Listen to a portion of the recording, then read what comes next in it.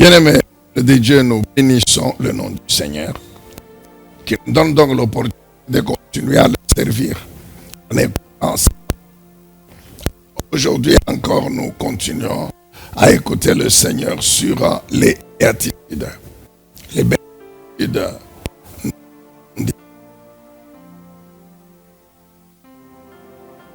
c'est voie du bonheur. C'est-à-dire un ensemble de vertus contenues dans la loi globale de Dieu. Vertus qui font que lorsque nous les pratiquons, nous marchons automatiquement sur la voie. Quand nous pratiquons ces vertus, nous marchons automatiquement sur la voie que Dieu a tracée. Et nous savons que c'est sur la voie de Dieu qu'il y a la bénédiction de Dieu. Décrivent les béatitudes comme étant les voies du bonheur, c'est-à-dire les voies sur lesquelles Dieu a placé sa bénédiction. Il en est de même de l'ensemble de toutes les lois de Dieu.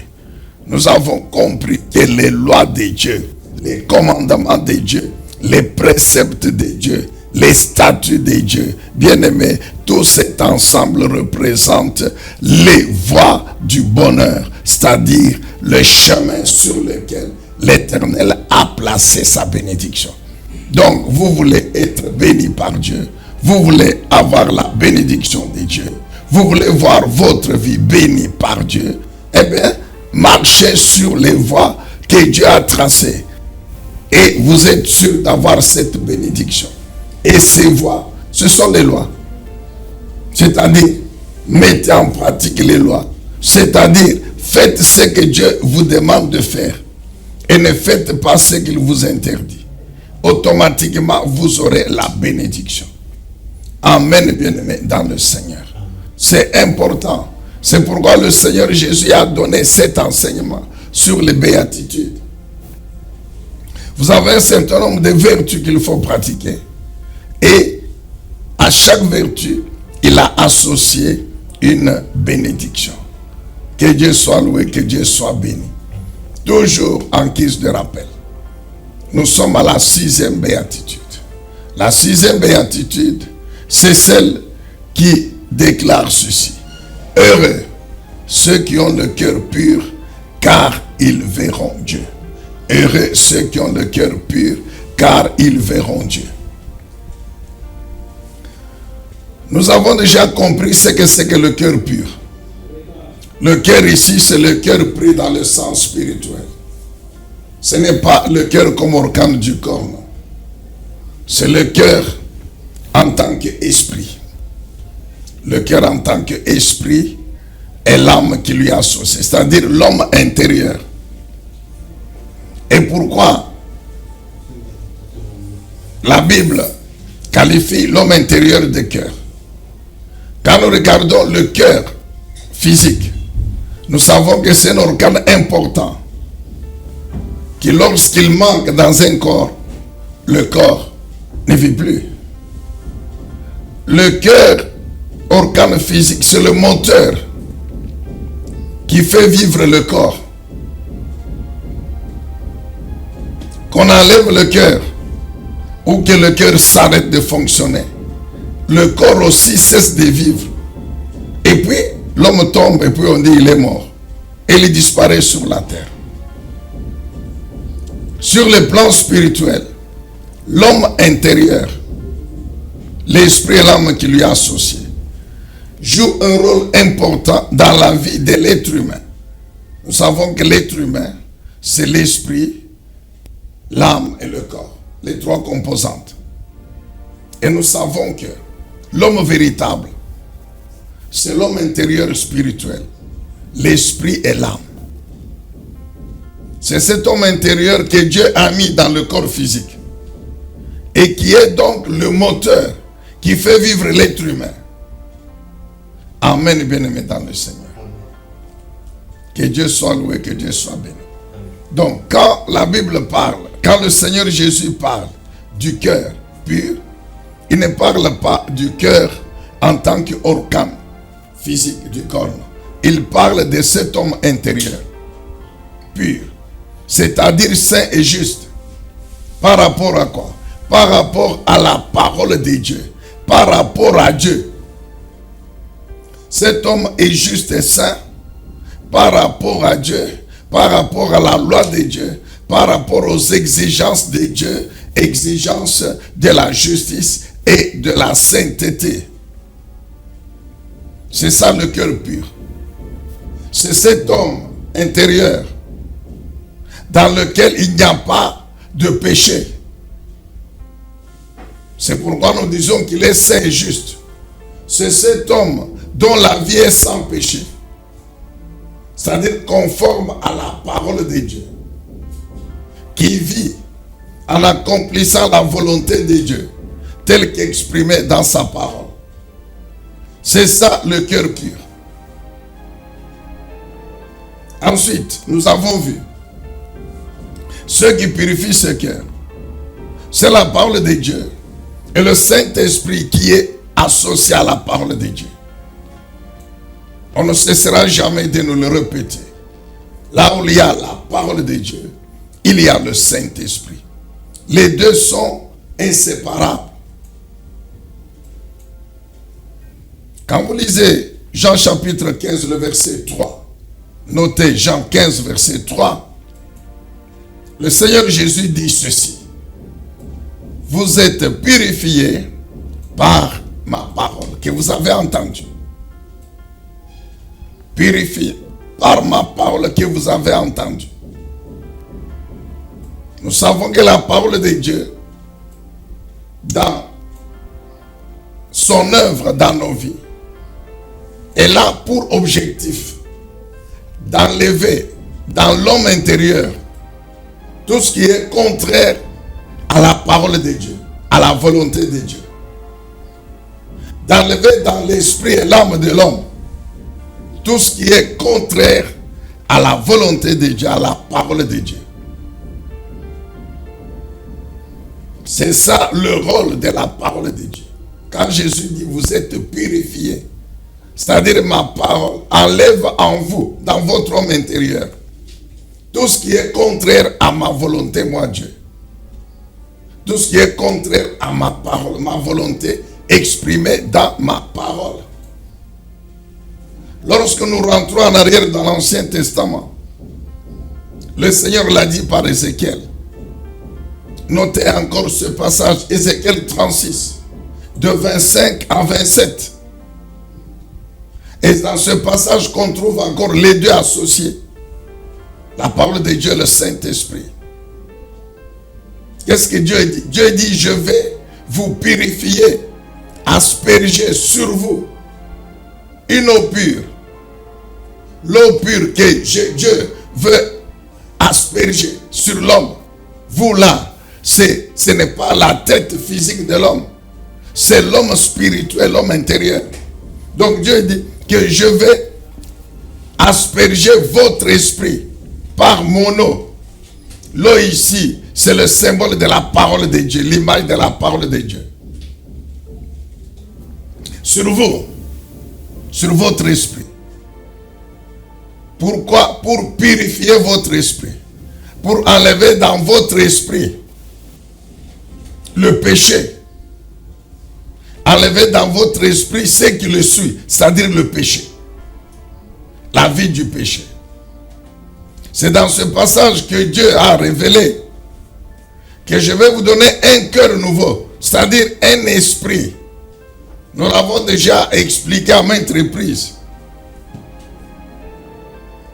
Le cœur de Pierre, c'est l'esprit incrédule qui refuse de croire en Dieu, d'accepter la parole de Dieu, de croire à la parole de Dieu, qui rejette Dieu. Dieu dit, je vais enlever cet esprit-là et vous donner un cœur de chair. C'est ça l'esprit nouveau. C'est-à-dire un esprit humble, qui est sage, qui croit en moi, qui reçoit ma parole. Et ma parole va donc entrer dans ce cœur de chair, dans cet esprit qui croit en moi, qui me reçoit. Et ma parole va purifier cet esprit. Je dis ensuite, je vais prendre mon esprit, le Saint-Esprit. Je mettrai en vous. pour maintenant vous rendre capable de pouvoir observer ma parole, la mettre en pratique. Amen, bien-aimés dans le Seigneur. Donc, les deux, la parole de Dieu et le Saint-Esprit. Dieu dit, je mets en vous, dans votre homme intérieur, pour vous purifier. La purification, c'est rendre l'homme intérieur capable de pouvoir conformer sa vie, vivre tel que Dieu lui demande, vivre la vie de Dieu. Comment? En mettant en pratique la parole de Dieu, en obéissant à ses lois. Rappelez-nous Deutéronome chapitre 4. Qu'est-ce que Dieu dit à Israël? Vous observerez mes commandements, vous mettrez en pratique mes lois, afin de vivre. Afin de vivre. Nous avons déjà expliqué à maintes reprises que la vie de Dieu, Dieu l'a mise dans sa parole. Et pour vivre cette vie, nous vivons la parole. Nous faisons ce que la parole dit. Automatiquement, nous vivons la vie de Dieu. Amen, bien-aimés dans le Seigneur. Et nous avions parlé de ce qui suit l'homme intérieur. Lorsque nous allons encore dans Marc chapitre 7, du 15e au 23e verset. Marc 7, 15 à 23. Le Seigneur Jésus parle de ces choses qui sont dans l'homme intérieur. Il dit que ce qui suit l'homme intérieur, c'est ce qui sort de lui. C'est ce qui est en lui et qui sort de lui. Vous vous rappelez, bien-aimés dans le Seigneur, quand vous prenez ces passages-là, il y a une longue liste des choses que le Seigneur Jésus qualifie de souillures, des choses, des mauvaises choses. Ce sont les œuvres de la chair. C'est le péché. Il parle de l'ivrognerie, de l'adultère, il parle de toutes ces œuvres de la chair. Notez pour relire, parce que nous sommes en train de faire un rappel. Il dit, ce sont ces choses-là qui suivent l'homme. Et il dit, ces choses-là, l'homme les fait sortir par la bouche. Et nous avions expliqué, avant que ces choses-là qui suivent l'homme sortent par les paroles, par le comportement, que ces choses-là soient exprimées par la parole, par le comportement. Elles doivent commencer par entrer dans l'homme intérieur. Doivent commencer par entrer dans l'homme. Mais elles vont entrer dans l'homme comment? Nous avons parlé de 3 voies. Des yeux, des oreilles et du diable.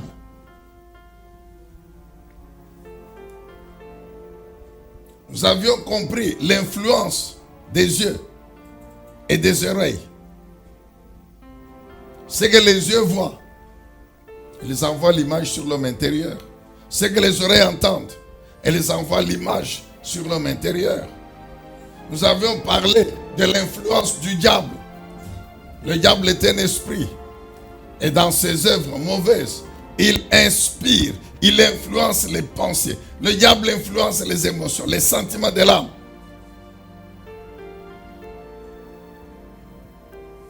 Il influence les pensées. Les pensées, c'est au niveau de l'homme intérieur.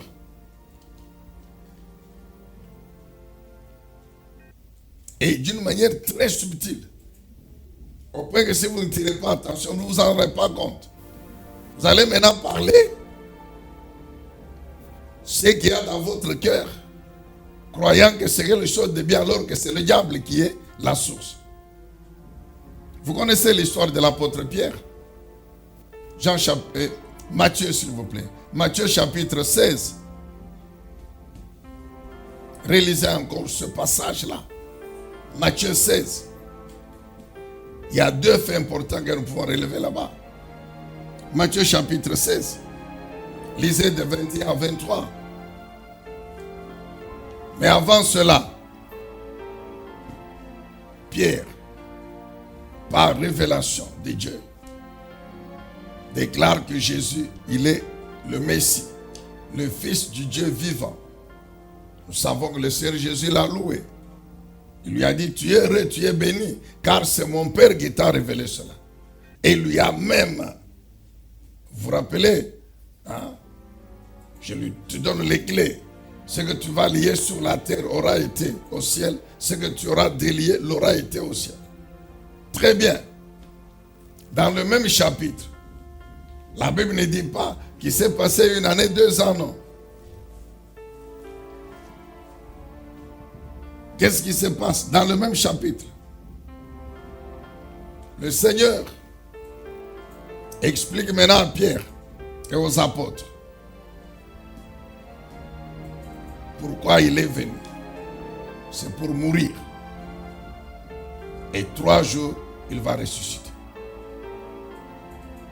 Il leur annonce la gloire et sa mort. Qu'est-ce que la Bible déclare?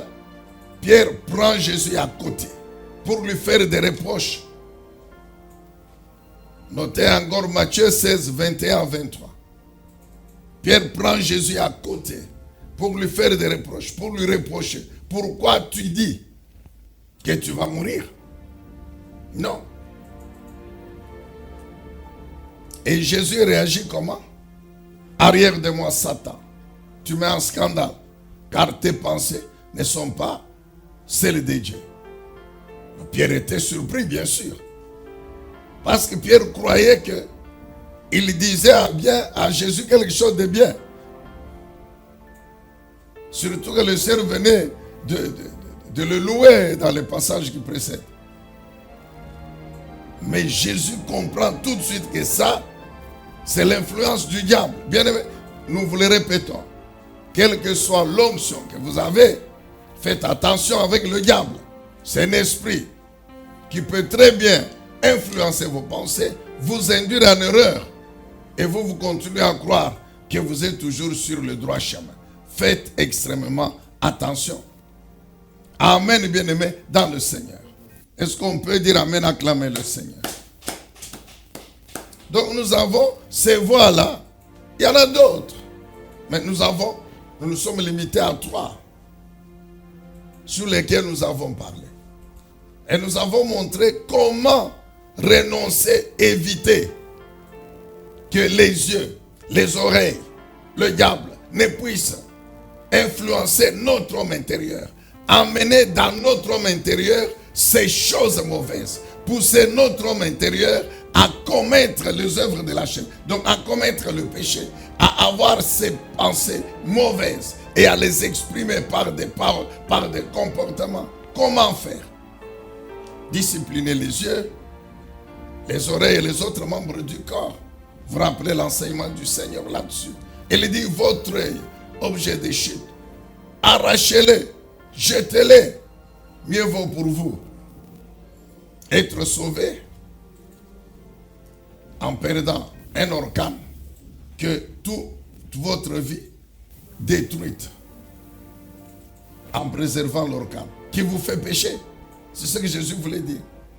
Nous avons expliqué qu'il faut seulement, Jésus voulait dire, il faut discipliner vos yeux. Choisir ce que vos yeux doivent voir. Choisir ce que vos oreilles doivent entendre. Et résister au diable. Résister au diable. Souvent c'est quand on est en situation difficile, quand on traverse des temps d'épreuves, de combats, des difficultés, des temps de souffrance, que l'ennemi en profite pour influencer notre homme intérieur, pour injecter de mauvaises pensées. Lorsque vous êtes éprouvé, lorsque vous traversez des temps difficiles et que la situation a fait longtemps, bien aimé, nous devons faire attention. Ce sont ces personnes-là qui sont fragilisées, vulnérabilisées par la situation difficile qu'ils connaissent, que le diable cherche pour pouvoir les détruire. Souvenons-nous de 1 Pierre chapitre 1er. 1 Pierre chapitre 5. 1 Pierre chapitre 5. 8 et 9 et 10. L'apôtre Pierre dit quoi? Faites attention, soyez vigilants. Quand vous traversez des moments difficiles, faites attention. Parce que ce sont les moments que le diable choisit Il choisit ces personnes qui sont dans les souffrances pour pouvoir les détruire. Comment? Mais en injectant en eux des pensées mauvaises, en influençant leur homme intérieur. Et lorsque leur homme intérieur tombe victime de l'influence du diable, automatiquement il va pécher. C'est ainsi qu'il y a le découragement, il y a les abandons de la foi, il y a les gens qui tombent dans le péché. Amen, bien-aimé dans le Seigneur. Et qu'est-ce que Pierre dit? Résistez-lui avec une foi inébranlable. C'est-à-dire quoi?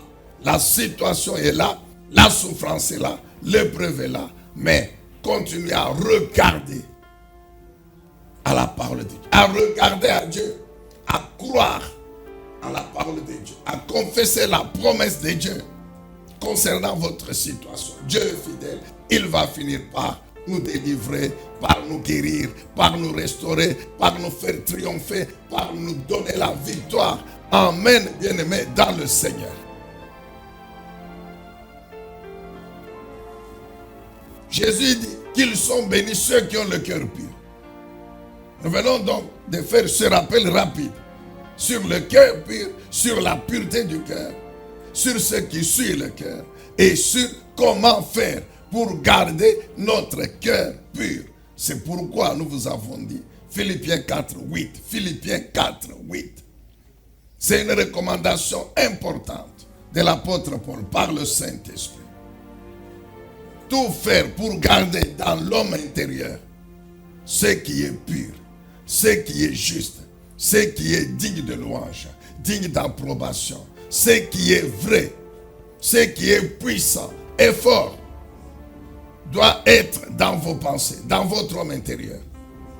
Or, nous savons que toutes ces choses pures, puissantes, glorieuses, louables, vraies, se trouvent. Il n'y a que la parole de Dieu qui les amène, qui les contient.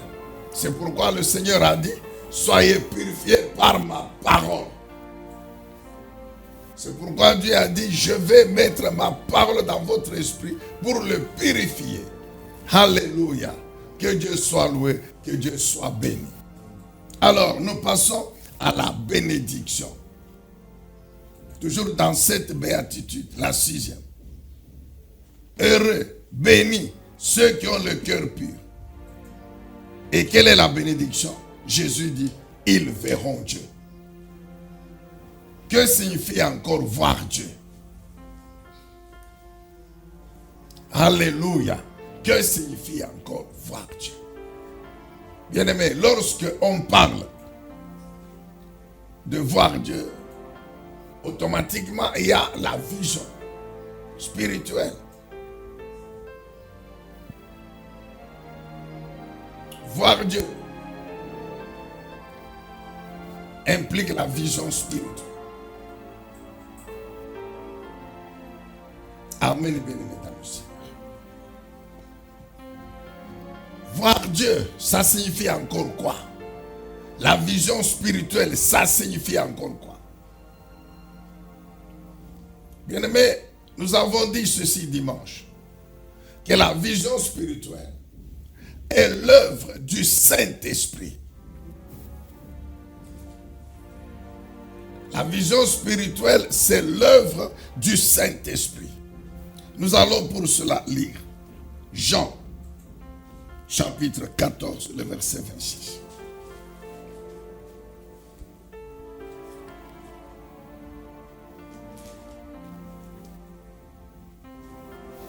Jean chapitre 14, le verset 26. Voici ce que le Seigneur Jésus dit. Il dit, mais le défenseur, dans d'autres versions, c'est le consolateur. Mais le défenseur en justice, le Saint-Esprit, que le Père enverra en mon nom, vous enseignera toutes choses et vous rappellera tout ce que je vous ai dit moi-même. Vous enseignera toutes choses et vous rappellera tout ce que moi-même je vous ai dit. Toujours dans Jean 14. Nous allons au verset 9. Jean chapitre 14, verset 9. Voici ce que le Seigneur Jésus continue à déclarer. Il dit,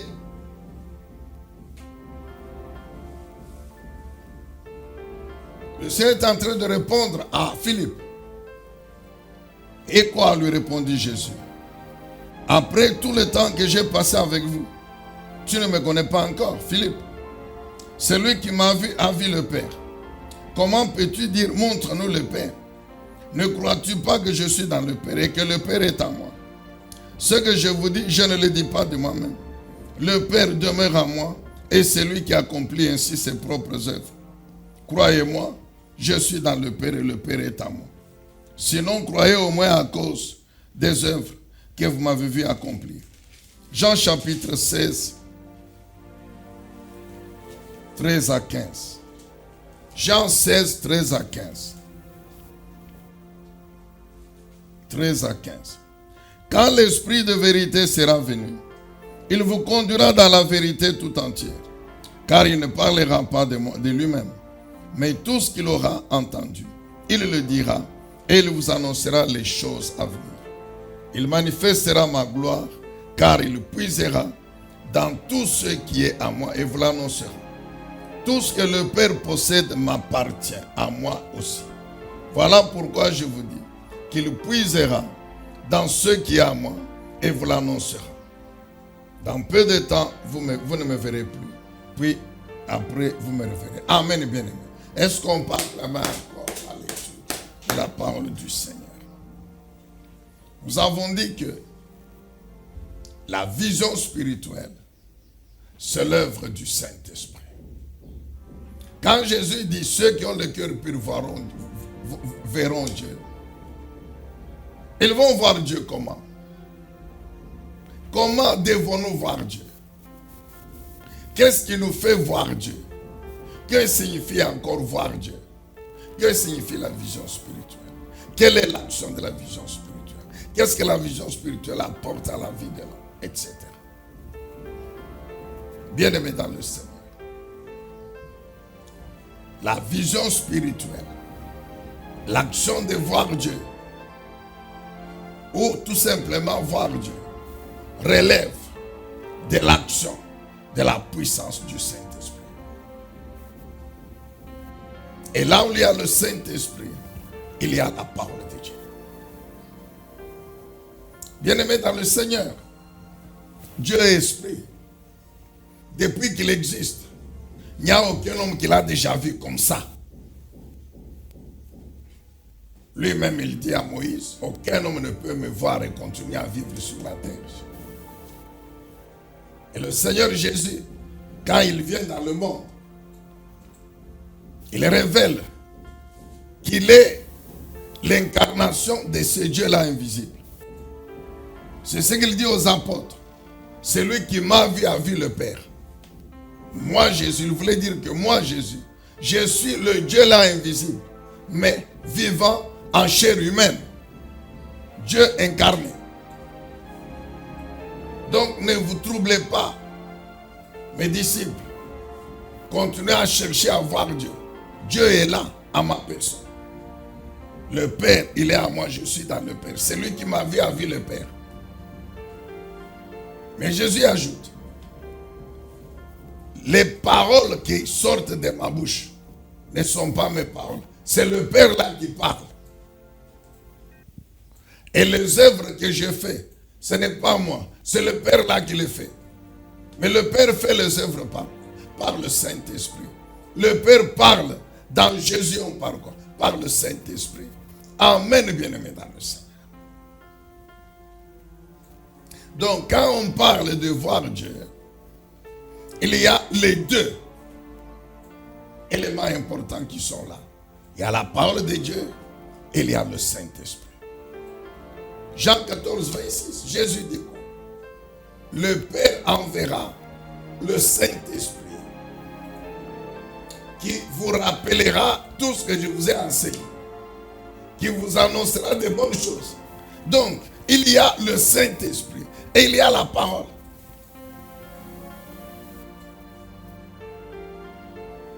il y a le Saint-Esprit à la parole.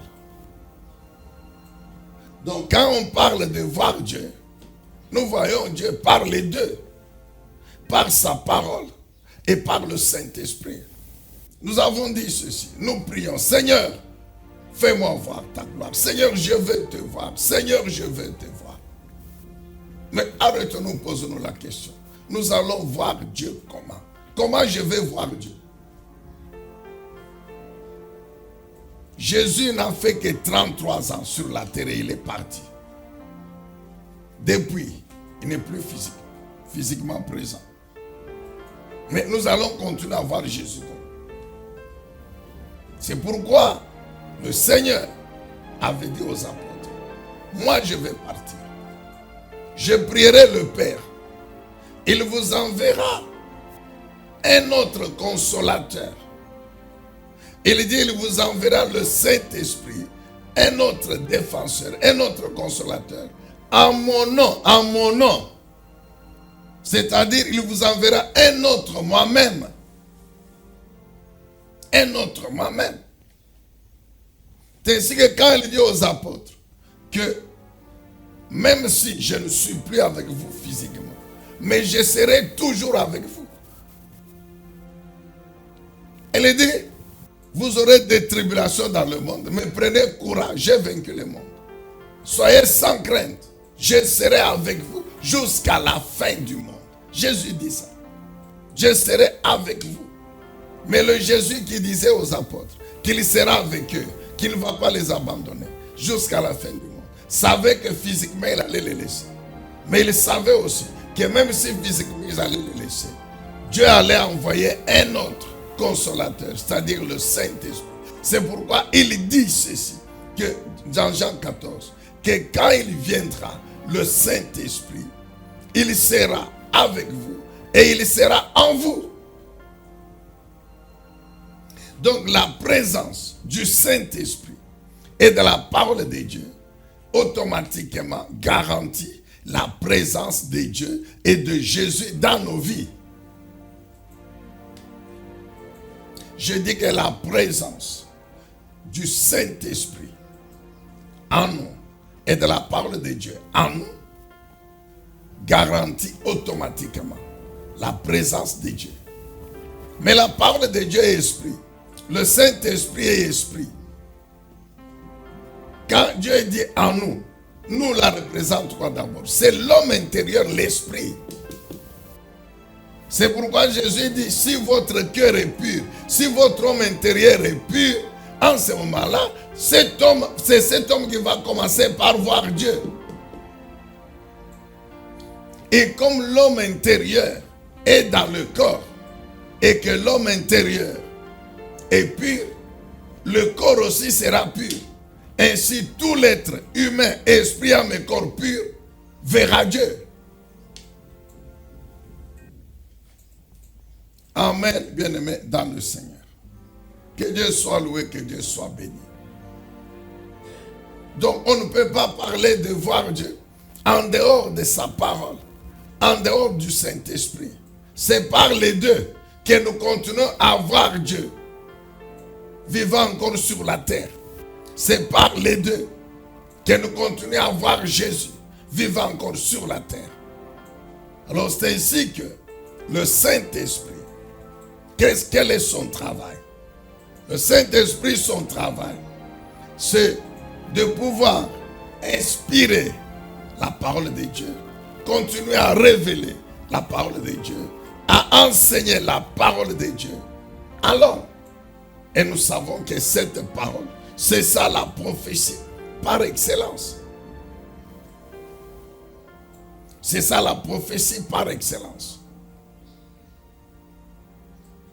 Pourquoi le Saint-Esprit fait ce travail? Jésus, il dit bien, il dit que quand il viendra, le Saint-Esprit, son rôle c'est quoi? C'est vous rappeler toute la parole que je vous ai enseignée. C'est vous rappeler la parole que je vous ai enseignée. 2, c'est vous annoncer des nouvelles choses par la parole. Il dit, il va continuer à prendre ce qui est en nous à moi, à nous, allusion faite à lui, à Dieu le Père, et à vous l'annoncer.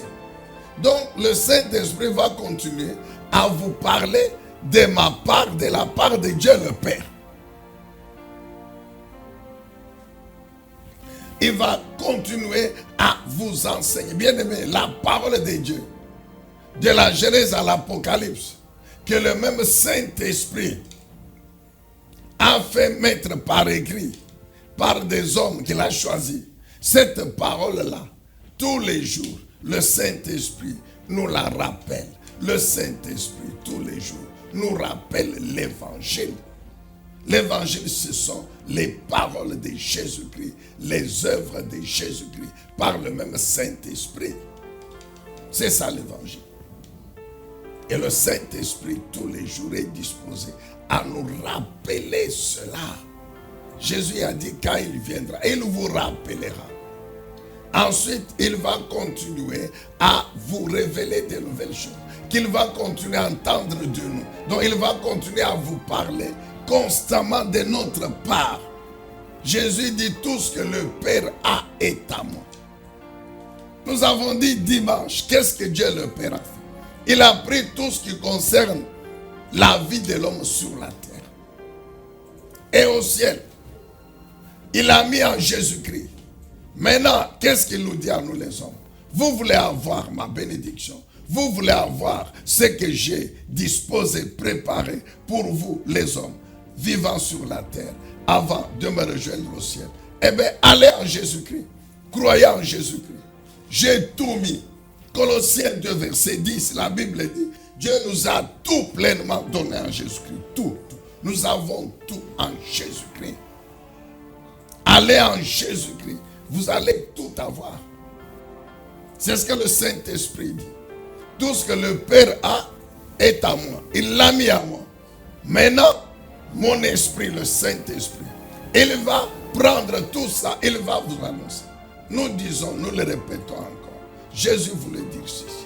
Le Saint-Esprit, par notre parole, la parole qu'il va continuer à vous annoncer, à vous rappeler, il va vous continuer à vous révéler ce que nous, Dieu, nous sommes, notre identité.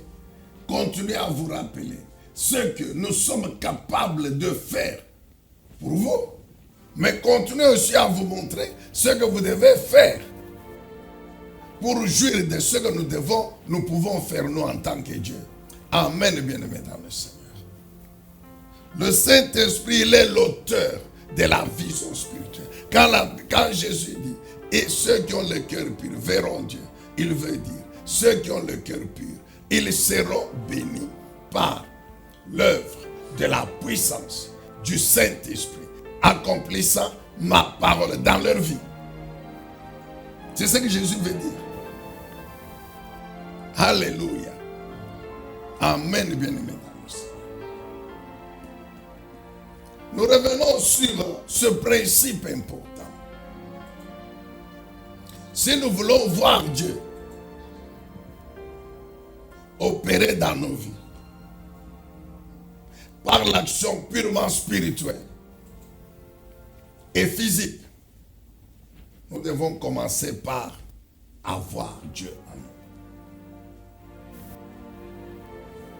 C'est celui qui a Dieu qui finira par voir Dieu. Très souvent, nous les chrétiens, nous sommes compliqués. Nous voulons voir Dieu. Nous voulons voir sa puissance opérer dans nos vies. Nous voulons voir Dieu. Nous voulons voir sa puissance opérer dans nos vies. Très bien. Mais nous refusons d'avoir le Dieu là d'abord à nous. Or, Dieu tient à ce que nous l'ayons d'abord à nous, avant de le voir agir dans nos vies. Et comment nous allons avoir Dieu à nous? Mais c'est par sa parole dans notre esprit, mon frère.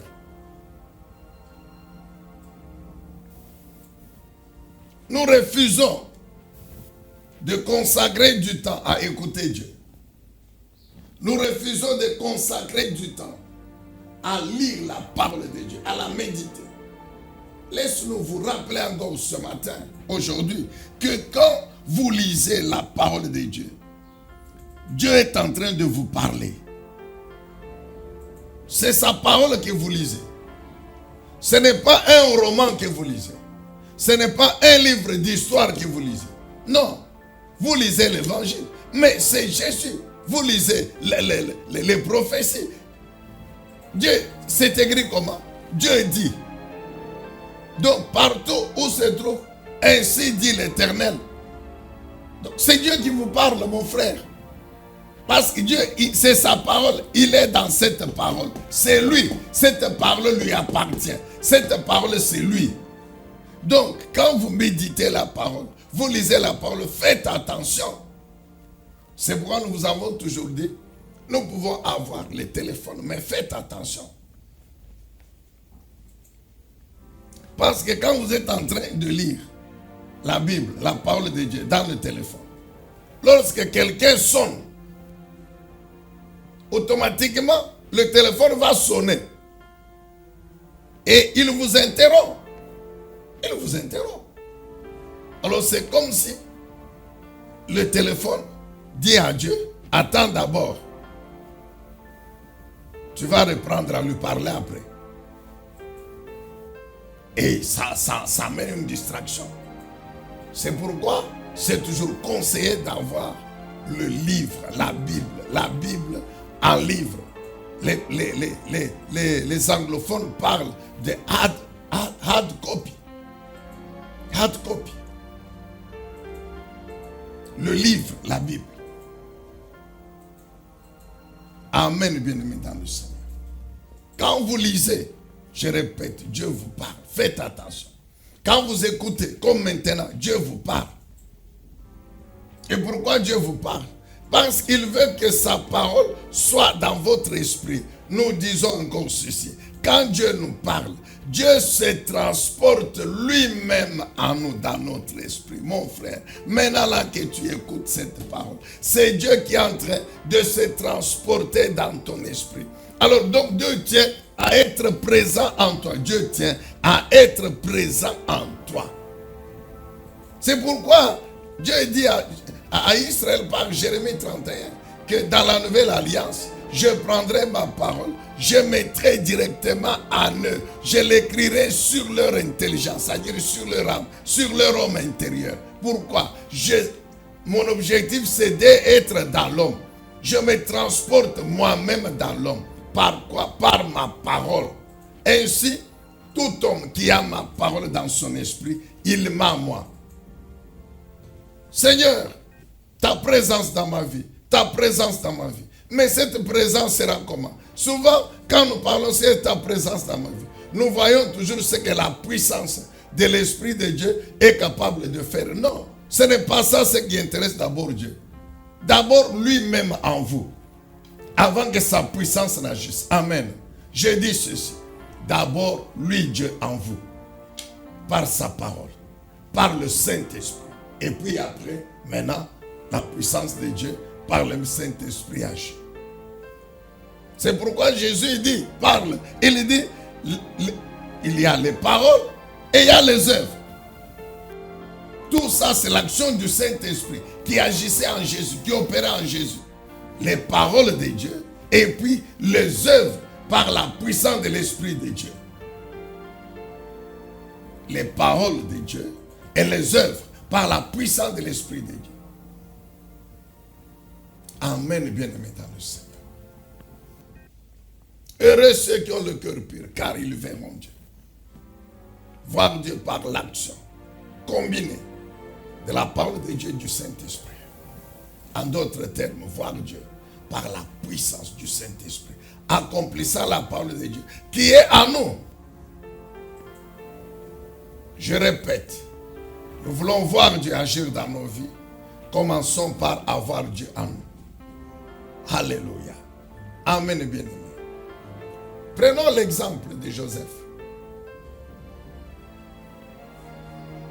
Comment Dieu a fait avec Joseph? Dieu a commencé par parler à Joseph dans les songes et les rêves. avant d'accomplir cela physiquement. Amen, bien-aimés.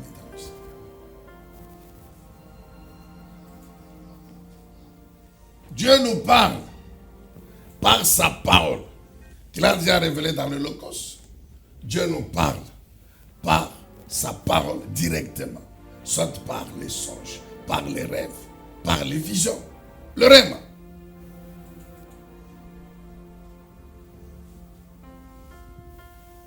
Amen, bien-aimés dans le Seigneur. Et après, la puissance du Saint-Esprit agit pour maintenant matérialiser la vision que notre esprit a vue précédemment. Dieu parle à Abraham. Il lui parle de Genèse 12, Genèse 15, Genèse 17. Dieu continue à parler à Abraham. À son esprit, il prend sa vision, son plan qu'il a pour Abraham, il le communique à l'esprit d'Abraham. Mais nous savons qu'entre Genèse 12, où Dieu promet à Abraham la descendance, et Genèse 21, quand Isaac naît, ça fait 25 ans qui se sont écoulés. Dieu parle à Joseph. Il lui donne les deux songes. Genèse 36, 37. Et puis après, quand Dieu accomplit cette vision, c'est 13 ans après, Genèse 41. Amen, bien-aimés dans le Seigneur. Donc l'action du Saint-Esprit commence toujours par d'abord la proclamation de la parole. Dieu peut nous parler. Maintenant là, Dieu nous parle à travers le Logos. Et il nous fait comprendre le Logos. Et il nous amène à tirer du Logos le rêve. Comme Dieu peut parler directement par les songes, par les visions, etc. Et puis après, le Saint-Esprit déploie sa puissance pour matérialiser la vision. Pour matérialiser ce qu'on a vu dans le rêve.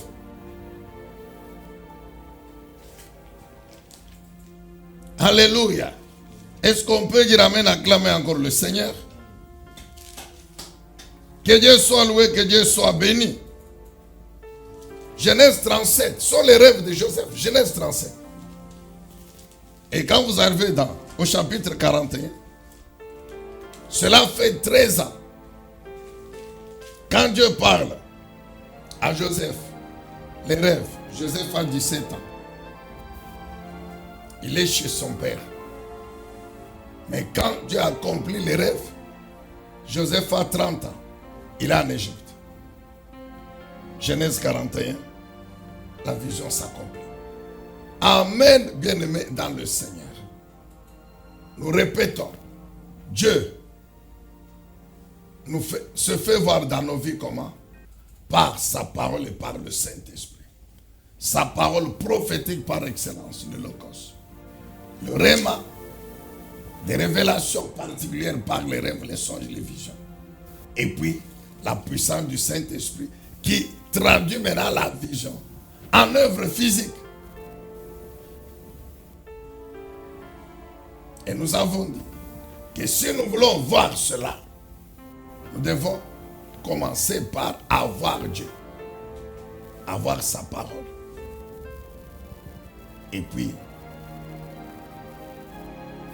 voir par la suite l'action du Saint-Esprit. Avant de terminer, est-ce qu'on peut acclamer le Seigneur? Dans 5 minutes, nous voulons terminer. Avoir Dieu, c'est aussi regarder à Dieu.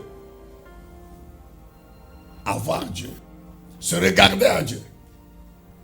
Avant de voir Dieu agir dans nos vies, transformer nos vies, par des œuvres, des guérisons, des délivrances, des restaurations, de victoires, de protection, oui, de soutien dans le combat, de victoire. Les œuvres de prospérité, de multiplication. Bref, avant d'avoir la puissance de Dieu, opérer des bénédictions dans nos vies, nous avons dit, nous devons commencer par avoir Dieu en nous, par sa parole et son esprit. Ensuite, avoir Dieu, c'est aussi regarder à Dieu. Regarder à Dieu. Fixer le regard sur l'Éternel. Et même là, vous allez voir que Dieu nous donne sa parole comme étant le moyen facile qui nous permet de regarder à lui. Psaume 34, le verset 6. C'est David. Voici ce que cet homme révèle. Psaume 34, verset 6. On peut commencer par 5. Moi, 34, versets 5 et 6. Moi, je me suis tourné vers l'Éternel et il m'a répondu. Oui, il m'a délivré de toutes mes frayeurs. Celui qui regarde vers lui est rayonnant de joie et son visage ne va pas rougir, se couvrir de honte. Que signifie regarder à Dieu? Que signifie se tourner vers Dieu? C'est vrai. Nous regardons à Dieu dans la prière. Nous nous tournons vers Dieu quand nous invoquons son nom. Mais nous savons, nous connaissons ce qui fait la puissance, la force de la prière. C'est la parole de Dieu. Donc on retrouve là encore la parole.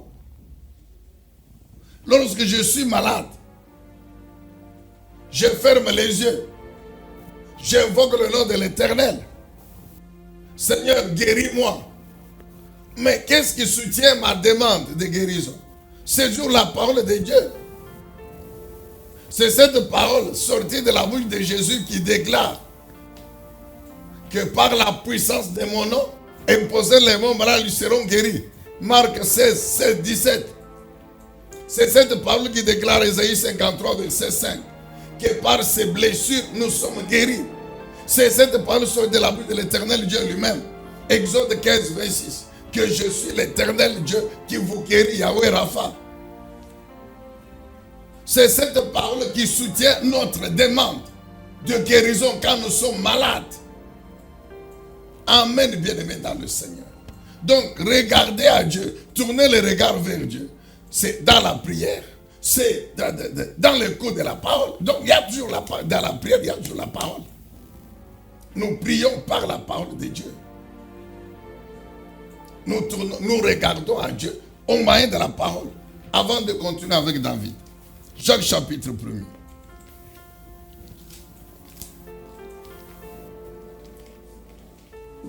Jacques chapitre 1er.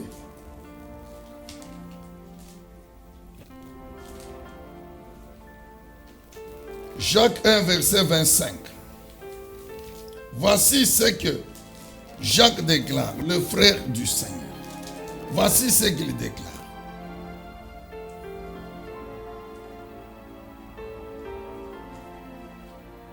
On peut commencer par 23. Jacques 1, 23. En effet, si quelqu'un se contente d'écouter la parole sans y conformer ses actes, il ressemble à un homme qui, en s'observant dans un miroir, découvre son vrai visage. Mais après s'être ainsi observé, il s'en va et oublie ce qu'il est. Très bien. Verset 25. Voici au contraire un homme qui scrute la loi parfaite, qui donne la liberté. Il lui demeure fidèlement attaché. Et au lieu de l'oublier après l'avoir entendu, il y conforme ses actes. Cet homme sera heureux dans tout ce qu'il fait. Scruter la loi, c'est ça ce que d'autres versions disent. Plonger les regards dans la loi parfaite. Quand nous lisons la parole, quand nous méditons la parole, nous faisons ce que Jacques dit, plonger les regards dans la loi parfaite. Donc, regardez à Dieu, bien-aimé dans le Seigneur, c'est regarder à sa parole, c'est scruter sa parole. Dieu est dans sa parole. lorsque je lis sa parole, lorsque je prie, en m'appuyant sur sa parole, je regarde Dieu. Amen, bien-aimé. Regardez à Dieu, je regarde à Dieu. Regardez à Dieu. Fixez mes regards sur l'Éternel. C'est au moyen de sa parole. C'est au moyen de sa parole. Jacques dit plongez le regard dans la loi parfaite. Scrutez la loi. Quand David dit je me tourne vers toi, je tourne mes regards. Il dit lorsqu'on fixe les regards sur l'Éternel, on est rayonnant de joie. Mais on regarde à Dieu comment? Quand nous fermons les yeux, bien sûr c'est vrai, les yeux physiques, nous prions, c'est-à-dire quoi? Nous voulons voir Dieu spirituellement, mais comment? Par sa parole qui a nous, par sa parole qui nous donne. Et le Seigneur Jésus, il a opéré des miracles. Quand nous lisons Jean chapitre 11, devant la tombe de Lazare, il dit ôtez la pierre. Quand on ôte la pierre, qu'est-ce qu'il fait? La Bible dit, il a fixé les regards vers le ciel. Il a dit, Père, tu m'as toujours exaucé. Donc Jésus, il se réfère au Père. Il regarde au Père. Mais comment? Il parle, il s'appuie sur la parole du Père. Il s'appuie sur l'alliance qui le lie avec le Père. Amen, bien-aimé. Jésus s'appuie sur l'alliance qui le lie avec le Père. Jean chapitre 17. Jean chapitre 17. Le verset 1er. Jean 17, 1. La Bible dit quoi? Après avoir ainsi parlé, Jésus leva les yeux au ciel et dit, Père, l'heure est venue, fais éclater la gloire de ton Fils, pour qu'à ton tour, à son tour, le Fils fasse éclater ta gloire. Et il a tourné le regard vers le ciel. Il se réfère sur l'alliance qui le lie au Père. Parce que Jésus sait que tout ce qu'il a fait est conforme, toute sa vie, son œuvre, c'est conforme à la parole du Père, à la volonté parfaite du Père exprimée dans sa parole. Il dit, tout ce que j'ai fait, c'est sa volonté. Les œuvres que j'ai faites, c'est lui qui les a faites par son esprit. Donc Jésus s'appuie sur la parole de Dieu, sur l'alliance qu'il a avec Dieu, sur le Saint-Esprit de Dieu. Amen, bien-aimé. Alléluia. C'est ainsi que Jésus entend comme a vu Dieu opérer dans sa vie. Et permettre à cet homme, Jésus, d'accomplir la mission en tant que Messie. Amen, bien-aimé dans le Seigneur. Dieu le Saint-Esprit, nous te disons encore merci au nom de Jésus. Le Seigneur Jésus a dit, heureux ceux qui ont le cœur pur, car ils verront Dieu. Notre prière encore aujourd'hui pour nous, ton Père, est que tu nous fasses encore comprendre l'importance de ta parole dans la purification de notre cœur. Ce que tu nous fasses encore comprendre, ton action dans l'accomplissement de cette bénédiction que le Seigneur Jésus a associée à ceux qui ont le cœur pur.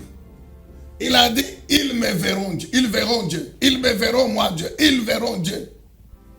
Et nous avons compris par toi encore aujourd'hui que dans cette bénédiction, voir Dieu, il y a encore toujours toi, le Saint-Esprit, accomplissant la parole de Dieu qui est déjà en nous. Les œuvres que ta puissance accomplit, les œuvres que ta puissance accomplit dans nos vies, qui affectent les domaines de nos vies sur la terre, rien que sur la terre. Mais ces œuvres-là, c'est pas toujours par rapport à la parole de Dieu. Quand tu déploies ta puissance pour nous guérir, mais c'est conforme à ce qui est écrit. Quand tu déploies ta puissance pour combattre pour nous les ennemis, c'est écrit. Quand tu déploies ta puissance pour nous faire entrer en possession de l'héritage. C'est en accomplissant cette parole, la promesse de l'héritage.